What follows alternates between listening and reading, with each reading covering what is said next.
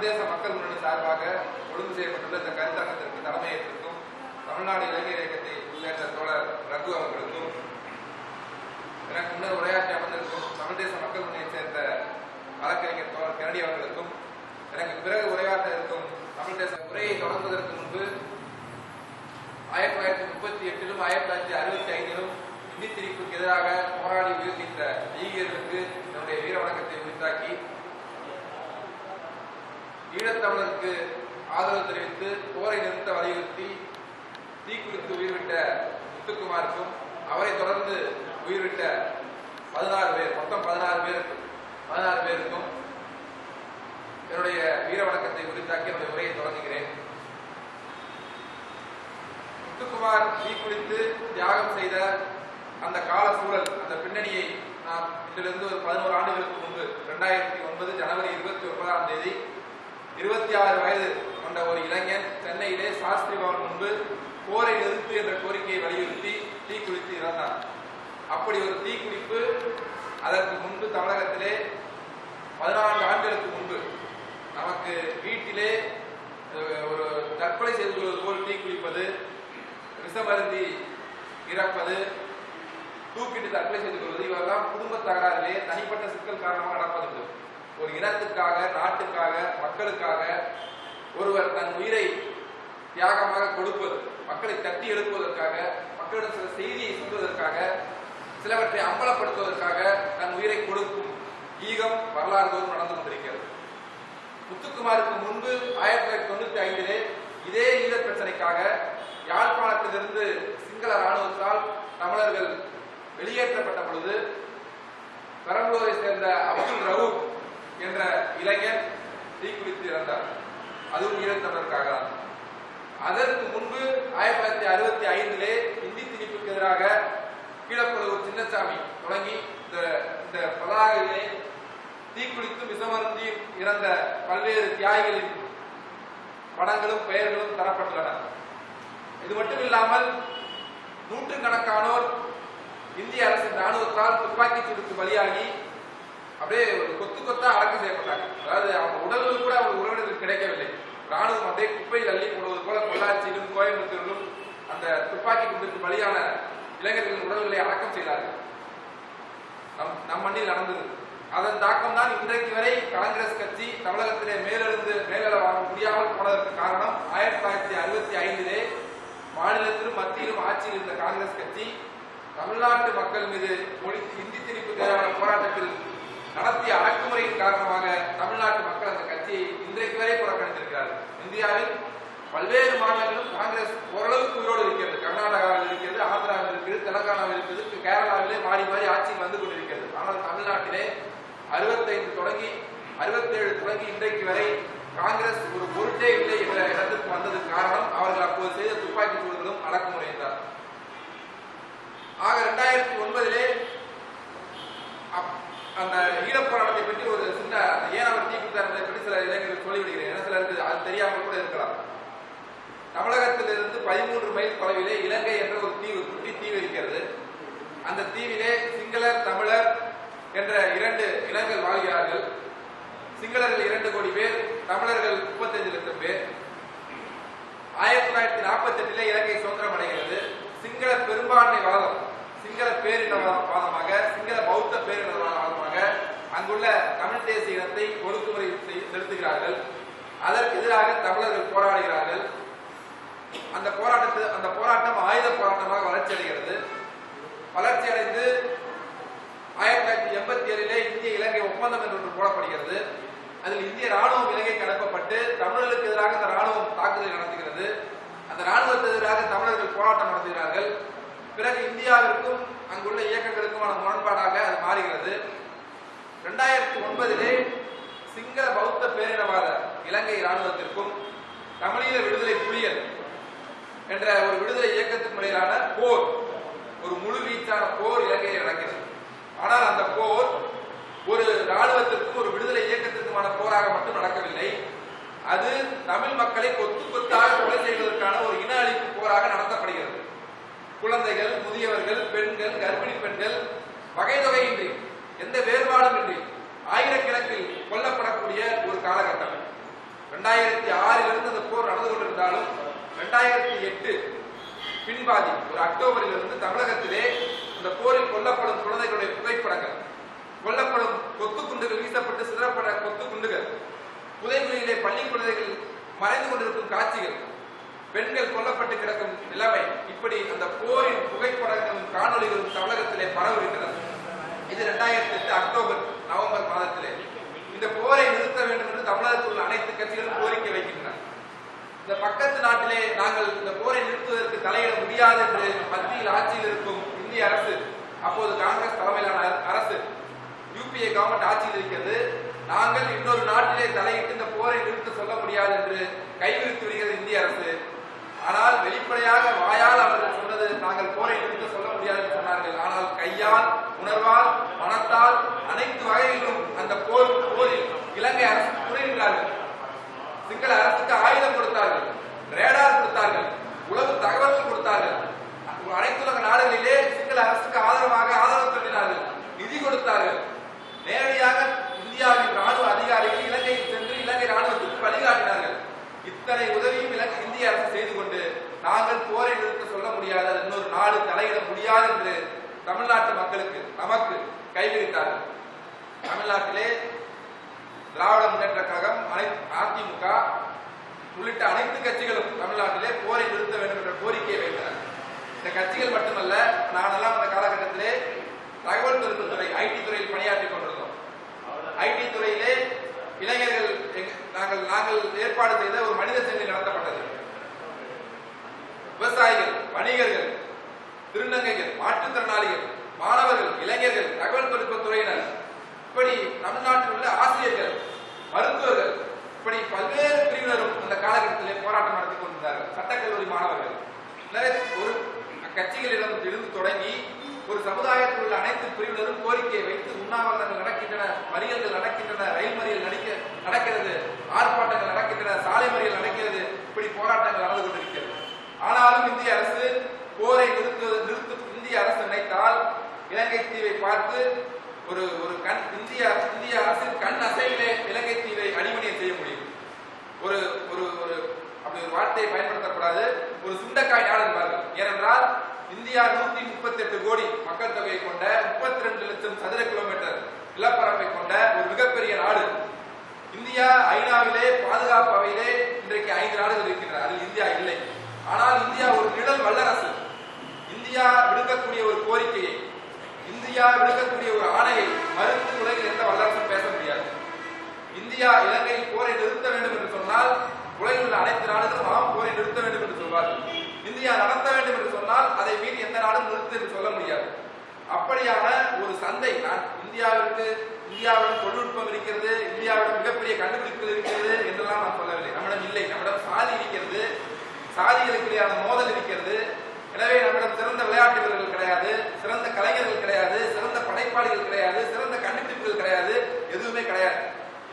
700 கோடி பேர் பூமியில் இருக்கிறார்கள் என்றால் 7 ஒருவர் இந்த நிலப்பரப்பில் வாழ்கிறார்கள். ஆனால் நம்முடைய பங்களிப்பு என்று எதுவும் கிடையாது. காரணம், நம்முடைய பல்வேறு பிளவுகள் இருக்கின்றன. ஆனால் உலக நாடுகள் இந்தியாவை பதித்து நடப்பதற்கு இந்தியாவிடம் மிகப்பெரிய சந்தை இருக்கிறது. அவர்கள் தயாரிக்கக்கூடிய பொருட்களை விற்பதை வாங்குவதற்கு இங்கே மக்கள் கூட்டம் இருக்கிறது. அவர்கள் தயாரிப்பதற்கு இங்கே இலவச மின்சாரம், இலவச நீர், இலவச நிலமும், குறைந்த கூலிக்கான உழைப்பையும் தருவதற்கான மக்கள் கூட்டம், அடிமை கூலி கூட்டம் இங்கே இருக்கிறது. இங்கே இயற்கை வளங்களை அள்ளிக்கொண்டு போவதற்கு அனுமதிக்கக்கூடிய ஒரு கண்காணி அரசு மாநிலத்திலும் ஒரு கழக அரசு மத்தியிலும் இருக்கிறது. எனவே உலக நாடுகள் இந்தியாவை பகைத்துக் கொள்ள முடியாது. கூடுதலாக இலங்கையிலே பாதிக்கப்படக்கூடிய தமிழர்கள் அங்கே 35 லட்சம் பேர் இருக்காங்க, இங்கே 8 கோடி பேர் இருக்காங்க.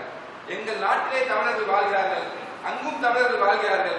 எனவே அவர்களுக்காக நாங்கள் குரல் கொடுக்க முடியும் என்று இந்தியா பேச முடியும். இந்தியாவுக்கு ஒரு தார்மீக உரிமை இருக்கிறது. இப்ப ரஷ்யா, உக்ரைனிலே இருக்கும் கிரீமியா என்ற ஒரு நாட்டிலே ரஷ்யர்கள் வாழ்கிறார்கள். அந்த கிரீமியாவில் உள்ள ரஷ்யர்களுக்காக ரஷ்யா பேச முடியும். சைப்ரஸ்ல இருக்கும் துருக்கியர்களுக்காக துருக்கி பேச முடியும். எனவே ஒரு நாடு இன்னொரு நாட்டிலே தங்களுடைய இன மக்கள் வாழ்கிறார்கள் என்றால் தான் கேள்வி கேட்க முடியும், அவருடைய உரிமைகளுக்காக குரல் கொடுக்க முடியும். இந்த ஒரு சர்வதேச சாதகமான நிலைமை இந்தியாவுக்கு இருக்கிறது. இத்தனையும் இருந்தும் இந்தியா இலங்கை அரசிற்கு, சிங்கள பௌத்த பேரினவாத அரசிற்கு, இந்த இன அழிப்பு போருக்கு துணை நின்றது. அவர்கள் ஆட்சியில் அன்றைக்கு ஆட்சியில் இருந்த திராவிட முன்னேற்ற கழகம் எப்போ நம்ம தமிழ்நாட்டை பொறுத்த வரைக்கும் ஆமாம் நாங்கள் நீட் தேர்வை எதிர்க்கிறோம், ஆமாம் நாங்கள் இந்த போரை நிறுத்த கோருகிறோம், ஆமாம் காவிரி வேளாண் மண்டலமாக அறிவிக்க வேண்டும் காவிரி படுகை என்று நாம் ஒரு சில கோரிக்கைகள் மேலே எழுந்தோம்னா நாங்கள் ஆதரிக்கிறோம் என்று சொல்லிவிடுவார்கள். மத்திய அரசுக்கு கடிதங்கள் எழுதுவார்கள், தீர்மானம் நிறைவேற்றி அனுப்பி வைப்பார்கள், ஆளுநருக்கு அனுப்பி வைப்பார்கள். அதற்கு மேல் ஒரு பணி செய்ய மாட்டார்கள். இது ஒரு வளமை. இது நமக்கு இன்னைக்கு சட்டமன்றம் இருப்பதால் தீர்மானம் நிறைவேற்றிவிட்டு நாங்கள் தீர்மானம் நிறைவேற்றி விட்டோம் பாருங்கள் அப்படின்னு சொல்லி இப்ப 7 விடுதலைக்காக 2018 செப்டம்பர் 9ஆம் தேதி இந்த 7 பேரை விடுதலை செய்ய வேண்டும் என்று தமிழக அரசு மக்களால் தேர்வு செய்யப்பட்ட ஒரு சட்டசபை தீர்மானம் நிறைவேற்றி ஒரு ஆளுநருக்கு அனுப்பியது. 2018 செப்டம்பர் 9 19 செப்டம்பர் 9 20 செப்டம்பர் 9 இன்றோடு 27 மாதங்கள் முடிந்து விட்டன. ஒரு வாரத்தில் அவர் கையொப்பமிட்டிருந்தால் 28 ஆண்டுகள் சிறையில் இருந்த அந்த 7 பேரறிவாளன், சாந்தன், முருகன், நளினி உள்ளிட்ட இந்த 7 பேரும் விடுதலையாகி இன்றோடு 27 மாதங்கள் ஆகியிருக்க வேண்டும். ஆனால் 30 ஆண்டு காலம் முடிந்து விட்டது அவர்கள் சிறைக்கு சென்று. கேவலம் ஒரு கையெழுத்தை ஆளுநர் மறுக்க முடியாது. 27 மாதங்களாக அனைத்து கட்சிகளும் உடன்பட்டு ஒரு சட்டமன்றத்தில் நிறைவேற்றப்பட்ட தீர்மானத்திற்கு ஒப்புதல் அளிக்காமல் ஆளுநர் இருக்கிறார். ஆளுநர் என்றைக்காவது ஒப்புதல் அளிப்பார் என்று கை கட்டி வேடிக்கை பார்த்துக் கொண்டிருக்கின்ற தமிழ்நாட்டில் அனைத்து கட்சிகள். இதுதான் நம்முடைய யதார்த்தம். இது போலவே அன்றைக்கு 2008 இறுதியிலே போரை நிறுத்த நாங்கள் சொல்லிவிட்டோம், இந்திய அரசு மறுத்துவிட்டது, நாங்கள் போராட்டம் நடத்துகிறோம், மனித சங்கம் நடத்துகிறோம் என்று ஆட்சியாளர்கள் பிரதான எதிர்கட்சியும் ஏமாற்றிக் கொண்டிருந்தார்கள். தொடக்கத்திலே மறைந்த ஜெயலலிதா அம்மையார் போர் என்றால் மக்கள் சாகத்தானே செய்வார்கள் என்று இந்த அழிவு போரை அலட்சியப்படுகிறார். பின்னர் மக்களிடம் அந்த கொந்தளிப்பை பார்த்த பிறகு ஆம் நானும் போரை நிறுத்த சொல்கிறேன் என்று ஒரு எல்லா கட்சியும் அந்த இடத்துக்கு வந்துவிட்டார்கள். ஆனால் இந்திய அரசு உடன்படவில்லை.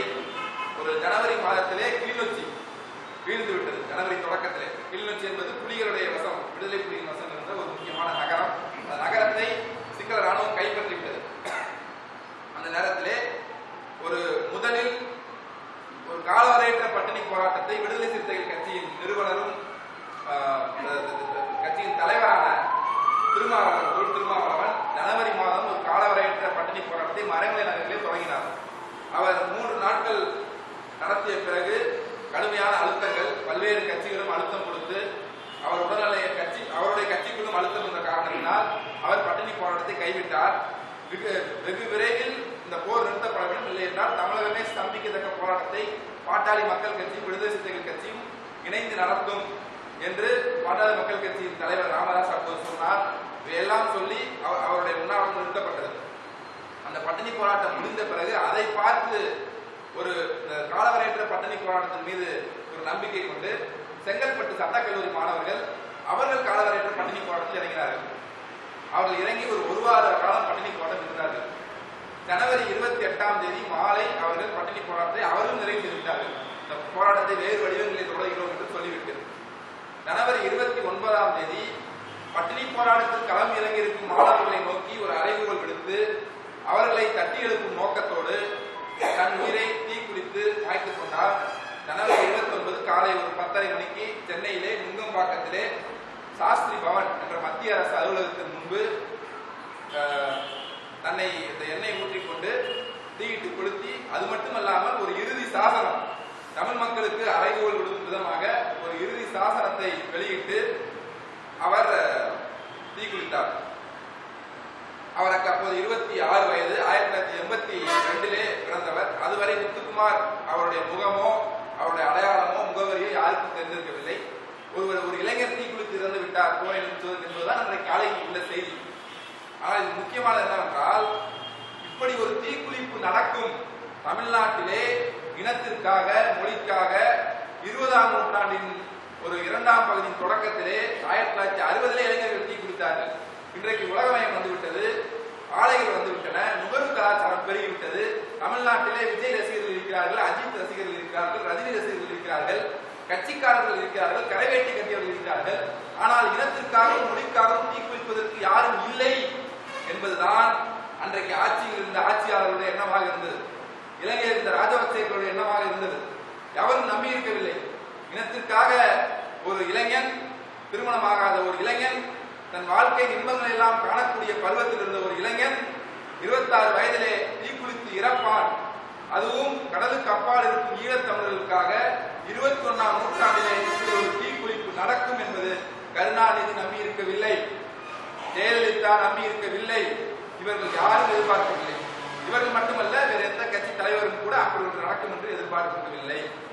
அப்படிப்பட்ட ஒரு வரலாற்றின் தீப்பொறி போல, ஒரு நெருப்பு போல, டாஸ்மாக் கடைகளுக்கு முன்பு காலையில் வரிசையில் இருக்கும் குடிமகன்களை கொண்ட ஒரு இனத்திலே, சினிமா நாயகர்களுக்காக அவர்கள் படம் வெளியிடும் பொழுது கட்டவுட்டில் ஏறி பாலாபிஷேகம் செய்து கொண்டிருக்கும் இளைஞர்களை கொண்ட ஒரு இனத்திலே, பணத்தை வாங்கிக் கொண்டு தன் வாக்குகளை வழங்கக்கூடிய குடிமக்களை கொண்ட ஒரு இனத்திலே ஒரு இளைஞன் 21ஆம் நூற்றாண்டில் தீக்குளித்து இறந்தான். இன அழிப்பு போரை நிறுத்துவதற்காக. அந்த இளைஞனை தொடர்ந்து 2009 ஜனவரி 29 தொடங்கி 2009 மே 19 வரை தமிழ்நாட்டிலே 15 பேர் தீக்குளித்து இறந்தார்கள். அது மட்டுமின்றி ஈழத்தமிழர் ஒருவர் ஜெனீவாவிலே, ஐநா மனித உரிமை மன்றம் இருக்கக்கூடிய சுவிட்சர்லாந்து நாட்டிலே உள்ள ஜெனீவா என்ற நகரத்திலே முருகதாஸ் என்ற ஈழத்தமிழ் அகதி, அதாவது இலங்கையிலிருந்து உயிர் தப்பி பிழைப்பதற்காக ஐரோப்பாவிற்கு சென்று குடியேறிய ஒரு இளைஞர், முருகதாஸ் என்ற இளைஞர் ஐநா மனித உரிமை மன்றத்திற்கு முன்பு ஜெனீவாவிலே தீக்குளித்து இறந்தார். இப்படி எல்லாம் செய்து நாம் உலகத்தின் மனசாட்சியை கட்டியெழுப்ப முடியுமா என்று பார்த்தோம். ஆனால் அந்த போர் 1,46,000 தமிழர்களை பலிகொண்டு முள்ளிவாய்க்கால் என்ற இடத்திலே ஒரு இரத்த கலதியாக அந்த இந்துமா கடலிலே ரத்தம் பெருக்கெடுத்து ஓடும் வகையிலே நம்முடைய இன்னும் பல நூறு ஆண்டுகளுக்கு, இன்னும் 1000 ஆண்டுகளுக்கு தமிழர்களுடைய மனப்பதிவிலே இந்த அழிவு இருக்கும் வகையிலே அந்த போர் முடிவுக்கு வந்தது. போர் முடிவுக்கு வந்ததென்றால் தமிழர்கள் தோற்று போனார்கள். போர் முடிவுக்கு வந்ததென்றால் முடிந்தவரை தமிழர்கள் இன அழிப்பு செய்யப்பட்டார்கள். போர் முடிவுக்கு வந்ததென்றால் தமிழர்களுக்கு கவசமாக இருந்த விடுதலை புலிகள் அவருடைய முதுகெலும்பு உடைக்கப்பட்டு தமிழர்களுக்கு இந்த பாதுகாப்பு முற்றாக அளிக்கப்பட்டு கையர் நிலையிலாக எதிரியின் கையிலே சரணடையக்கூடிய வகையில் இந்த போர் முடிவுக்கு வந்தது. எந்த மக்கள் 30 ஆண்டுகளாம் காலமாக தங்களுடைய உயிர், உடைமை, பொருள் அனைத்தையும் தந்து அந்த போரை நடத்தினார்களோ அவர்கள் எதிரியின் காலிலே சரணடைந்தார்கள். அவர்கள் சரணடையும் பொழுது தங்களுடைய ஆடைகளை கலைந்து எங்களிடம் எந்த ஆயுதங்களும் இல்லை என்று ஆண்களும் பெண்களுமாக, முதியவர்களும் குழந்தைகளுமாக எதிரிடம் சரணடையும் பொழுது தங்களுடைய ஆடைகளை கலைந்து நிர்மாணமாக எங்களிடம் எந்த ஆயுதங்களும் இல்லை என்று காட்டிட்டு சரணடைந்தார்கள். முள்வேலி முகாமிலே 2,80,000 தமிழர்கள் முள்வேலி முகாமிலே அடைக்கப்பட்ட வகையில் அவர்கள் சரணடைந்தார்கள். இப்படித்தான் 2009 மே மாதத்திலே அந்த போர் நிறைவுக்கு வந்தது. அந்த போரை நடத்தியவர், அந்த போரின் போது இலங்கையின் அதிபராக இருந்தவர் மஹிந்த ராஜபக்சே. அந்த போரை நடக்கும் போது பாதுகாப்பு ஆலோசகராக இருந்தவர் அவருடைய தம்பி கோத்தபய ராஜபக்சே. இப்போது 11 ஆண்டுகள் நிறைவடைந்த நிலையிலே மஹிந்த ராஜபக்சே இலங்கையின் பிரதமராகி இருக்கிறார். 11 ஆண்டுகள் நிறைவடைந்த நிலையிலே அந்த போருக்கு ராணுவ ரீதியாக பாதுகாப்பு துறையின் ஆலோசகராக இருந்து போரை வழிநடத்திய கோத்தபய ராஜபக்சே இலங்கையின் அதிபராக இருக்கிறார். இதுதான் இந்த 11 ஆண்டு கால ஓட்டத்திலே இலங்கையில் நடந்திருப்பது. நாம் ஐநா மனித உரிமை மன்றத்திலே வர இருக்கிற மார்ச் மாதத்திலே இலங்கை செய்த போர் குற்றங்கள், மனிதகுலத்திற்கு எதிரான குற்றங்கள், சர்வதேச சட்ட விதி மீறல்கள், இனக்கொலை குற்றங்கள் ஆகியவற்றின் மீதான ஒரு பன்னாட்டு புலனாய்வு நடத்தப்பட வேண்டும். பன்னாட்டு குற்றவியல் நீதிமன்றம், அதாவது இன்டர்நேஷனல் கிரிமினல் கோர்ட், அந்த கோர்ட்டிலே இலங்கை அரசு புரிந்த குற்றங்கள் விசாரிக்கப்பட வேண்டும் என்ற கோரிக்கையை வைத்தபடி உலகெங்கும் வாழும் தமிழர்கள் காத்திருக்கிறார்கள். அந்த கோரிக்கை சட்டமன்றத்திலே தீர்மானமாக நிறைவேற்றப்பட்டிருக்கிறது. இலங்கையை நம்ப முடியாது, இலங்கையின் உள்நாட்டு விசாரணை பலனளிக்காது, தன்னைத்தானே ஒரு அரசு தண்டித்துக் கொள்ளுமா? தண்டித்துக் கொள்ளாது. அவர்கள் இதுவரை ஒரு சிங்கள படை வீரர்களை கூட அவர்கள் தண்டிக்கவில்லை. இந்த நேரம் நாம் இன்று பேசிக் கொண்டிருக்கும் இந்த கருத்துக்களை பகிர்ந்து கொண்டிருக்கும் இந்த வேளையிலே, இந்த வாரத்திலே 18ஆம் தேதி புதுக்கோட்டையிலிருந்து மீன்பிடிக்க புறப்பட்ட நம்முடைய மீனவர்கள் 18ஆம் தேதி காலை புறப்பட்டார்கள். 18ஆம் தேதி இரவு அவருடைய படகு சிங்கள படகில் மோதப்பட்டு படகு கவிழ்ந்தது. 19ஆம் தேதி இருவரின் உடலும் 20ஆம் தேதி இருவரின் உடலும் யாழ்ப்பாணத்திலே மீட்டெடுக்கப்பட்டது. அவர்கள் கடலில் மூழ்கியதால் இறந்தனர் என்று சிங்கள கடற்படை சொல்கிறது.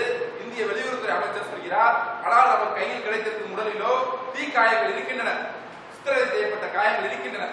இந்த நிமிடம் வரை, இன்றைக்கு அதாவது கடந்த வியாழக்கிழமை, இந்த உள்நாட்டு விசாரணை செய்வதற்காக ஒரு சிங்கள நீதிபதியையும் ஒரு சிங்கள காவல்துறை அதிகாரியையும் இன்னொரு செயலாளரையும் ஒரு குழுவை அமைத்திருக்கிறார் கோத்தபய ராஜபக்சே. அதாவது நாம் பேசிக் கொண்டிருக்கும் இந்த அரசியல் விவகாரம் 2009 எப்படி ஒரு சூடு கலப்பப்பட்ட ஒரு நிலைமையில் இருந்ததோ அதே போல ஒரு கொதிப்படைந்த நிலையில் தான் இன்றைக்கு முடிக்கிறது. இன்றைக்கும் அந்த 4 மீனவர்கள் சிங்கள கடற்படையால் சுட்டுக் கொல்லப்பட்ட நிலைமை நிலைமையில் தான் நாம் இன்று பேசிக் கொண்டிருக்கிறோம். அவர் அந்த ராஜபக்சேக்களுக்கு ஒரு குற்றவியல் நீதி தேவை என்ற கோரிக்கையை வலியுறுத்தி தான் இன்றைக்கு நாம் நின்று கொண்டிருக்கிறோம். எனவே இந்த 11 ஆண்டுகளிலே முத்துக்குமாருடைய தீக்குளிப்பு அது வரலாற்றில் அது அவருடைய பாத்திரம் என்ன, பங்கு என்ன என்பதை மட்டும் நான் சில வரிகள் சொல்லிவிட்டு, இன்று முத்துக்குமார் மரணத்திற்கு பிறகு அவருடைய ஈகத்தை வாழ்த்தி ஈழத்திலே இருந்த கவிஞர் புதுவை ரத்னதுரை, அவர் விடுதலை புலிகள் இயக்கத்திலே இருந்த ஒரு கவிஞர். அவர் இப்போது உயிருடன் இல்லை, சிங்கள படையினரால் கொல்லப்பட்டு விட்டார். அவர் சரணடை, அதாவது சிங்கள ராணுவத்திடம் சரணடை, அதாவது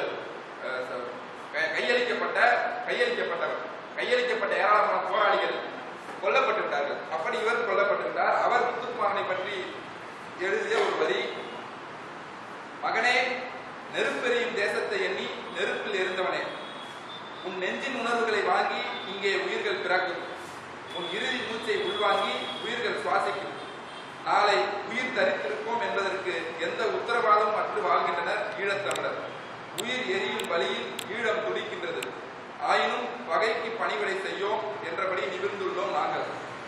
நீ மூட்டிய சோதி நெருப்பு சும்மா அவியாது, விண் தொட எழும், அந்த வெளிச்சத்தில் நாங்கள் ஒளிபெறுவோம். இன்னொரு கவிதை, ஈழத்தமிழர் ஈழ கவிஞர் காசியண்ணன் எழுதிய ஒரு கவிதை, நெருப்பு விதையானால் நெருப்பே பயிராகும், இளம் தளிர்களை நீ நெருப்பாக்கிய தமிழ் மண்ணில் பார் பார், இன்னும் தான் கொஞ்சம் கூட எரியாமல் சில பட்டமரங்கள் என்று கவிஞர் காசியானந்தன் 2009 பிப்ரவரி மாதம் எழுதிய கவிதையின் சில வரிகளை சொன்னேன். முத்துக்குமாரின் கடிதம் அது ஒரு வரலாற்று ஆவணம். நான் அடிக்கடி சொல்வதுண்டு, நாங்கள் எல்லாம் கைது செய்யப்பட்டால், ஒரு பிரச்சாரத்திலோ ஒரு போராட்டத்திலோ கைது செய்யப்பட்டால் காவல்துறை முதல் தகவல் அறிக்கை ஒன்றை எழுதுவார்கள். அதில் இனங்களுக்கிடையே மோதல் ஏற்படுத்தினார்கள், பொது சொத்தை சேதம் விளைவிக்க முயன்றார்கள், காவல்துறையை பணி செய்ய விடாமல் தடுத்தார்கள், 153, 140 சில வளமையான குறிவுகள். சில நேரங்களில் பொது இடத்தில் இருந்து கல்லை வீசிக்கொண்டு ஆபாசமாக நடந்து கொண்டார்கள் என்ற வழக்கை கூட போட்டு சிறையில் அடைப்பார்கள், இந்த பெட்டி கேஸ் என்று சொல்லி. ஆனால் வரலாறு இந்த முதல் தகவல் அறிக்கையை பார்த்து எழுதப்படும். அப்படி இல்லை, வரலாறு என்பது மக்களின் மனங்களில் எழுதப்படும். யார், அதாவது இன்னைக்கு தமிழரசனை பற்றி, தமிழரசன் வாழ்ந்த இடங்களில் கிராமங்களில் அவரை பற்றி மக்களின் மனங்களில் எழுதப்படும். இவர்களுடைய சட்டமன்ற குறிப்புகளிலோ இவர்களுடைய அறிக்கைகளிலோ இவர்களுடைய காவல்துறை முதல் தகவல் அறிக்கைகளிலோ வரலாறு எழுதப்படுவதில்லை. அது மக்களின் மனங்களிலே அந்த அவர்களுடைய ஈகத்தாலும் செயலாலும் ஏற்பட்ட விளைவுகள் இந்த நாட்டிலே ரத்தம் சரிமாக இருக்க போகிறது. இந்த கல்லணை என்றால் கல்லணையை கட்டிய மன்னன், கல்லணை இன்றும் இருக்கிறது. அதை பார்த்துதான் நம்ம எழுதப்போகுது. வெண்ணீக்கு முல்லைப்பெரியாருக்கு அணை கட்டினார். அந்த அணை சொல்லும் வெண்ணீக்குடைய வரலாற்று பெருமை, நம்முடைய செயல்கள் அது ஏற்படுத்தக்கூடிய விளைவுதான் வரலாற்றில் நிற்க போகிறதே ஒழிய இவருடைய முதல் தகவல் அறிக்கையோ சட்டமன்ற அறிக்கைகளோ இவருடைய குறிப்புகளோ அல்ல. அதுபோல் தமிழக அரசியல் 2000களிலே தமிழக அரசியல் பற்றிய மதிப்பீடை இன்றைக்கு இருக்கக்கூடிய, அதாவது இந்த மார்க்ஸ் சொல்வார், சிம்மாசனங்களுக்கு அடியில் நசிந்துகளுக்கு மூளைகள் என்பார். அதுபோல அரசவை கவிஞர்களாக இந்த ஆட்சியாளர்களை புகழ்ந்து பேசி அவர்களிடம் பரிசுகளை வாங்கி செல்லக்கூடிய பத்திரிகைகள் இருக்கிறார்கள், அடிவருடிகள் இருக்கிறார்கள். அவருடைய உரைகளில் இருந்தோ காணொலிகளில் இருந்தோ அவருடைய எழுத்துக்களில் இருந்தோ வரலாறு மதிப்பிடப்பட போவதில்லை. முத்துக்குமாரின் கடிதத்தில் இருந்துதான் வரலாறு வருங்காலத்திலே மதிப்பிடப்படும். எனவே அந்த கடிதத்திலிருந்து சில முக்கியமான தெரிவிப்புகளை நான் இங்கே பகிர்ந்து கொள்ள விரும்புகிறேன். இவர்கள்தான் உங்கள் தலைவர்களா? பணம், அடியாள் பலம் ஆகியவற்றை கொண்டு மிரட்டல் அரசியல் நடத்தி வரும் இவர்கள் நாளை நம்மீதே பாய மாட்டார்கள் என்பதற்கு என்ன நிச்சயம்? அப்படி பாய்ந்தால் யார் நம் பக்கம் இருக்கிறார்கள்? கலைஞரா? நாடாளுமன்ற உறுப்பினர்கள் ராஜினாமா செய்வார்கள் என்று அப்பொழுது அவர் அறிவிப்பார். பிறகு மத்திய அரசு புரிந்து கொள்வார். பிறகு மறுபடி சரியான முடிவை எடுக்க வேண்டி சட்டமன்றத்தில் தீர்மானம் நிறைவேற்றுவார். இந்த மாசம், இந்த வாரம், இதுவரைக்கும் என்னை எவனும் தொட்டதில்லை என்கிற பின்னர் பட வடிவேலு காமெடியை போல காகிதம் எதையும் சாதிக்காத மக்களே, இப்பொழுது உலக தமிழக தலைவர் என்ற பட்டம் பெயரை சூட்டிக் கொள்ளவும் தமிழ்நாட்டில் இருக்கும் பணத்தை எல்லாம் தன் குடும்பத்திற்கே உரித்தாக்கவும் விரும்புகிற தேர்தல் கால தமிழர் கலைஞர் மக்களின் கோபத்தை எதிர்கொள்ள பயந்து மருத்துவமனையில் போய் ஒளிந்து கொண்டுள்ளார். தனது மந்திரிகளுக்கு அவசியப்பட்ட துறைகளுக்காக சண்ட பிரசண்டம் செய்து சதிராடிய இந்த சூரப்புலி உண்மையில் தமிழுக்காகவோ தமிழருக்காகவோ செய்ததென்ன? ஒருமுறை அவரே சொன்னார், தேர்தெடுத்தவன் குழந்தையை நக்காமல் இருப்பானா என்று. இவருடைய பம்மலாட்டத்தை எல்லாம் பார்த்தால் ரொம்பவே நக்கி இருப்பார் போல் இருக்கிறது. 1900 நிதி திணிப்பது போராட்டத்தை பற்றி சொல்கிறார். போராட்டத்தின் பலன்களை அபகரித்து ஆட்சிக்கு வந்த திமுக முதலில் செய்த விஷயம் மாணவர்கள் அரசியல் ஈடுபாடு கொள்ளக்கூடாது என சட்டம் போட்டதுதான். ஆட்சிக்கு வந்த அது தமிழக உணர்வுகளை மழுங்கடித்தது. ஒட்டுமொத்த தமிழினத்தையும் மகஜர் கொடுக்கும் ஜாதியாக மாற்றியது. அந்த மரபை அடித்து உடையுங்கள். மனு கொடுக்க சொல்பவன் எவனாக இருந்தாலும் அவனை நம்பாதீர்கள். நமக்குள் இருக்கும் சாதி மதம் போன்ற வேறுபாடுகளை எரித்துக் கொள்ள இதுதான் தருணம்.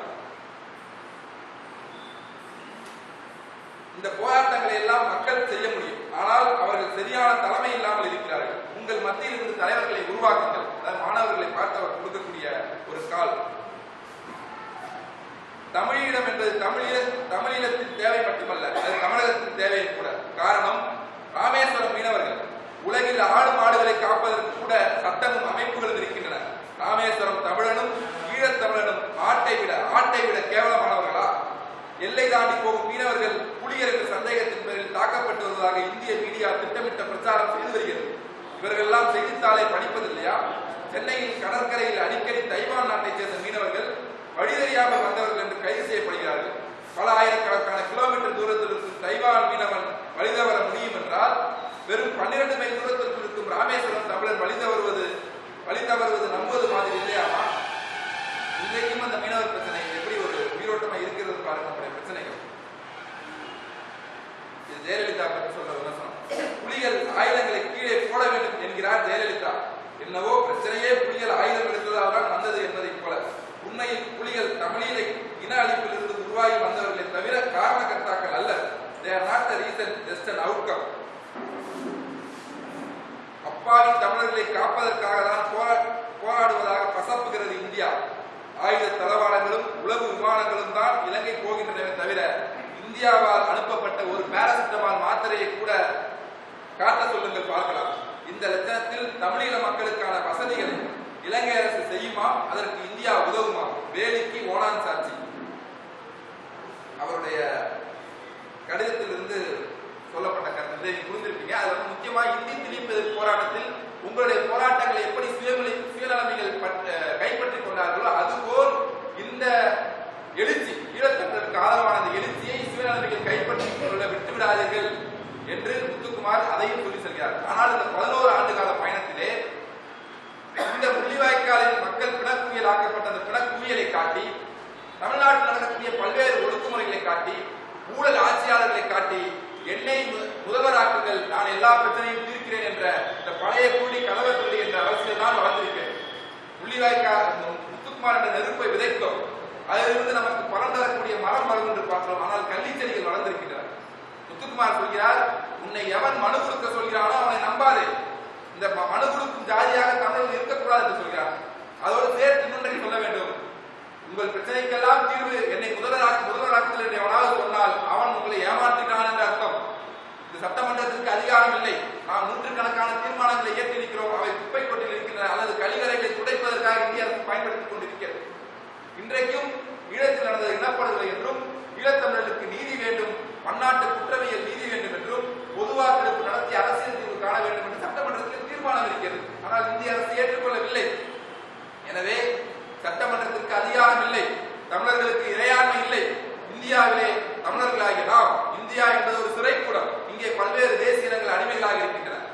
தமிழர்கள் அடிமைகளாக இருக்கிறார்கள், மலையாளிகள் அடிமைகளாக இருக்கிறார்கள், ஆந்திரர்கள் அடிமைகளாக இருக்கிறார்கள், கன்னடர்கள் இருக்கிறார்கள், மராத்தியர்கள், பங்காளிகள் எல்லோரும் அடிமைகளாக தேசிய இனங்கள் சிறைப்பட்டிருக்கின்றன. அதில் ஒரு தேசிய இனமாக தமிழ்நாடும் சிறைப்பட்டிருக்கிறது. தமிழ்நாடு சட்டமன்றத்திற்கு சட்டம் இயற்றும் அதிகாரம் இல்லை. முதல்வர் பதவி என்பது காட்டிக் கொடுப்பதற்கான கண்காணி பதவி. எனவே தமிழகத்திலே நம்முடைய ஆட்சியாளர்கள் கண்காணிகளாக ஆவதற்காக துடிக்கிறார்கள் ஒழிய இந்த இனத்தை காப்பதற்காக துடிப்பவர்களாக இந்த தலைவர்கள் இல்லை என்பதை தன்னை தீமூட்டி வெளிச்சம் போட்டு காட்டியவன் தான் முத்துக்குமார். எனவே முத்துக்குமார் நம்மை காப்பதற்காக எதுவும் இல்லை, நம் கை வெறுங்கைகளாக இருக்கின்றன. நம் மீது நாலாபுறமும் தாக்குதல் நடந்து கொண்டிருக்கிறது. எப்படி இன்றைக்கு தோழர் பேசியது போல, கரடி தோழர் பேசியது போல, காவி கார்பரேட் பாசிச சக்திகள் சமஸ்கிருதத்தை இந்தியும் திணிக்க தொடங்கிறார்கள். ஒரே தேசம், ஒரே மொழி, ஒரே பண்பாடு, ஒரே மதம், ஒரே தேர்வு, ஒரே வேளாண் கொள்கை, ஒரே கல்விக் கொள்கை, ஒரே தேர்தல் என்று இந்து ராஷ்டிரம் ஒன்றை உருவாக்க பார்க்கிறார்கள். அதற்கு மாறாக நாம் சுதந்திரமான ஒரு தமிழ் தேசம், சட்டம் இயற்றும் அதிகாரம் கொண்ட ஒரு சட்டசபை வேண்டும் என்று சொல்கிறோம். இன்றைக்கு எப்படி இந்த காவி கார்பரேட் பாசிச சக்திகளை ஆட்சியிலிருந்து இறக்க வேண்டும்? அவர்கள் பல்லாயிரக்கணக்கான எப்படி ஈழத்தில் இனப்படுகொலை நடந்ததோ அது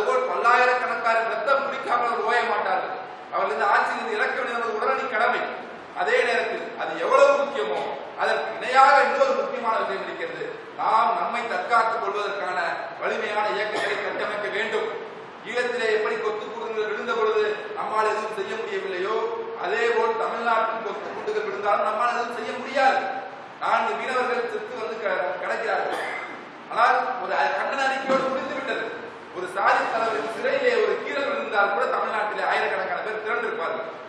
யோசித்து பாருங்கள். அறிவாலயத்தில் இருக்கும் கலைஞர் சிறையில் கை உடைந்திருந்தால் தமிழ்நாட்டிலே போராட்டம் நடந்திருக்கும்.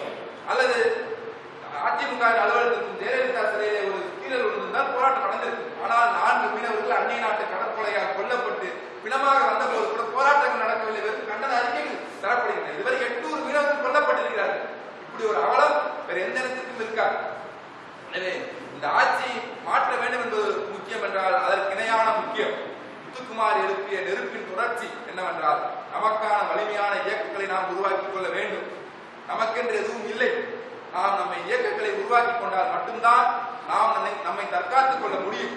தமிழ்நாட்டில் உள்ள தமிழர்கள் ஒரு வலிமைமிக்க இயக்கமாக ஆகவில்லை என்றால் ஈழத்திலும் சரி உலகெங்கும் பரவி வாழும் பிற பகுதியில் வாழக்கூடிய தமிழர்களுக்கும் சரி எந்த பாதுகாப்பும் இல்லை.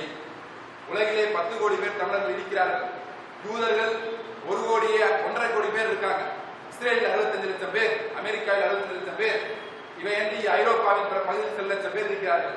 ஆனால் வெறும் 1.5 கோடி மக்கள் கொண்ட யூதர்கள் 700 கோடி பேர் வாழக்கூடிய இந்த பூமி பந்திலே தங்களுடைய நலனை பாதுகாத்துக் கொள்கிறார்கள். இந்த உலகை கட்டுப்படுத்துகிறார்கள். உலகில் செல்வாக்கு செலுத்துகிறார்கள்.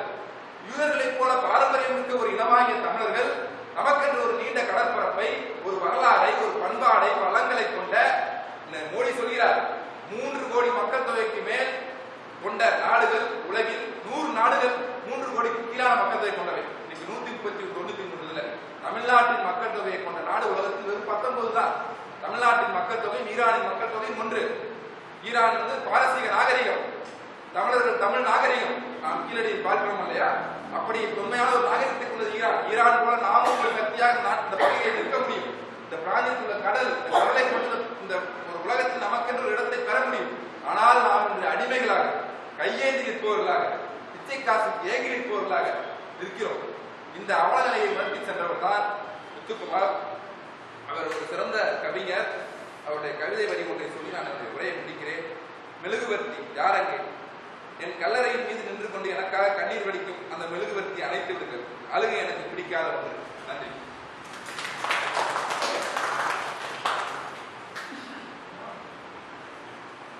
தமிழீழ மக்கள் போராட்டமும் தமிழக முத்துக்குமார் இயக்கம் என்ற தலைப்பில் சிறப்பாக உரையாற்றிய பல செந்தில் அவர்களுக்கு நன்றிகளை தெரிவித்துக் கொள்கிறோம்.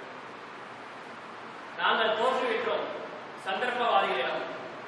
முத்துக்குமார் மரணிக்க முன்னாடி அவர் எழுதுற கடிதத்துல இந்த வரிகள் வரும். நாங்கள் தோற்றுவிட்டோம் சந்தர்ப்பவாதிகளிடம். இந்த சந்தர்ப்பவாதிகளை நம்பிதான் நம்ம இத்தனை வருஷமா தோற்றுக்கொண்டே இருக்கிற ஒழிய நாம் தோற்கவே இல்லை. இதை என்னால் உறுதியாக சொல்ல